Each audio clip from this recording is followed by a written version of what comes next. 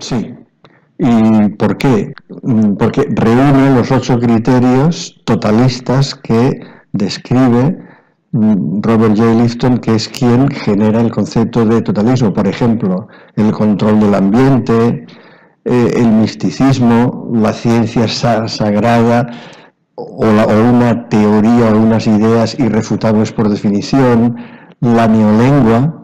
Él le llama la carga del lenguaje, pero es una neolengua, es decir, el invento de una realidad a través de la generación de nuevas palabras. Cuando se habla de verdadera democracia, cuando se habla de derecho a decidir, cuando se habla de expolio, etcétera, etcétera, no solo se está creando un lenguaje, sino que se está creando una realidad. Y por lo demás, yo creo que el nacionalismo identitario, el catalán y también el vasco están, como todo nacionalismo que se precie, están obsesionados por la identidad, siempre distinguen el nosotros del ellos, lo propio catalán o vasco frente a lo impropio español, la Cataluña o el País Vasco democrático frente a la España o Castilla, a veces llaman autoritaria, el narcisismo de las pequeñas diferencias, etcétera, etcétera. Y eso que parece una teoría que no tiene ninguna repercusión práctica, pues no es cierto, porque sí tiene una repercusión práctica, que es un intento, yo creo que de manipular, de colonizar la mentalidad de los ciudadanos, con un objetivo que es el de la independencia, la constitución de un Estado propio, a través, los dos, de una falacia, que es la siguiente: creer que por el hecho de ser una nación tienes automáticamente derecho a un Estado propio. Entre paréntesis, habría que discutir si Cataluña es una nación, si el País Vasco es una nación. Cierro el paréntesis. El diálogo es siempre fundamental en cualquier actividad humana, pero claro, para dialogar es imprescindible señalar qué marco, dentro de qué marco se dialoga, con quién dialogas, con qué límites, con qué propósitos, con qué reglas. Y con los totalismos pasa una cosa, como pasa también en muchas vicisitudes de la vida humana, que aunque usted y yo, por ejemplo, hablamos en castellano, en realidad hablamos lenguas distintas porque otorgamos significado distinto a las palabras, tenemos una concepción distinta de la realidad, una concepción distinta del mundo.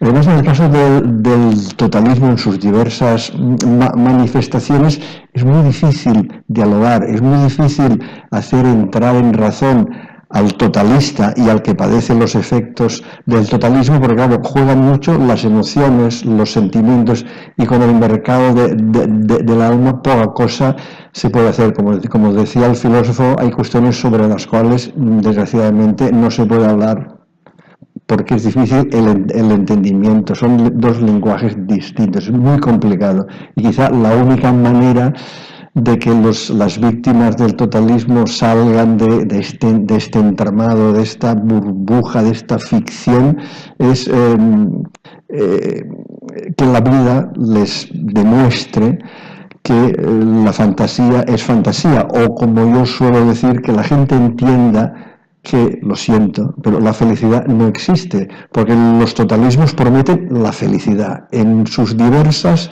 variantes, desde perder peso, tener éxito, ganar dinero, recuperar el amor perdido, la construcción nacional de Cataluña, etcétera, etcétera. Es la felicidad, pero es que, señores, la felicidad no existe. Yo a lo máximo que creo que aspiro mucho, es a poder administrar razonablemente la infelicidad diaria. Por supuesto, yo creo que la única liberación realmente existente, la única liberación posible es la liberación individual. La única autodeterminación posible es la autodeterminación del individuo. Todo lo demás, retórica, y no de la buena.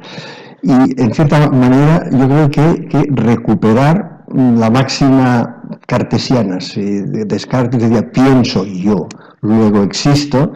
¿De qué se trata? De volver al pienso yo, luego existo. ¿Por qué? Porque es que el totalismo en realidad la máxima del totalismo sería: piensan por mí, luego existo. Falso. No existes. Yo pienso, luego existo. Yo siempre suelo hacer un canto al individuo y también al individualismo e incluso al egoísmo, un egoísmo racional, que tenga en cuenta que el ser humano vive en sociedad y que también hay que respetar los diversos individualismos de las otras individualidades que conviven conmigo en tanto que individuo.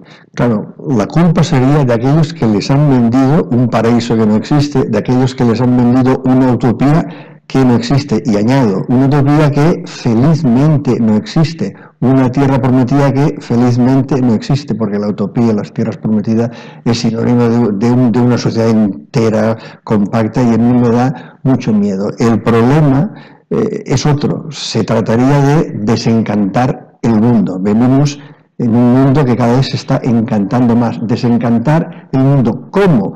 Pues mira, aunque parezca quizá un poco doctrinario, yo creo que la única, vamos a ver, ideología o corriente de pensamiento que puede desencantar el mundo es precisamente el liberalismo, con sus elementos fundamentales, que son las libertades fundamentales, que es la duda como la duda metódica, que es la búsqueda sin término, que es el seguir hablando, incluso el seguir dialogando, aunque sea imposible, el pensar que cuando todo ya está dicho, no, siempre hay que continuar, y sobre todo también el tener, que creo que es una cosa que nos falta, y aquí viene probablemente la razón y la raíz del mal, el sentido del límite. Estamos perdiendo el sentido del límite. No todo es posible, y si a esto le unimos una idea grosera de la tolerancia, mal vamos. Yo defiendo el derecho a la intolerancia justa, porque hay cosas que no pueden tolerarse.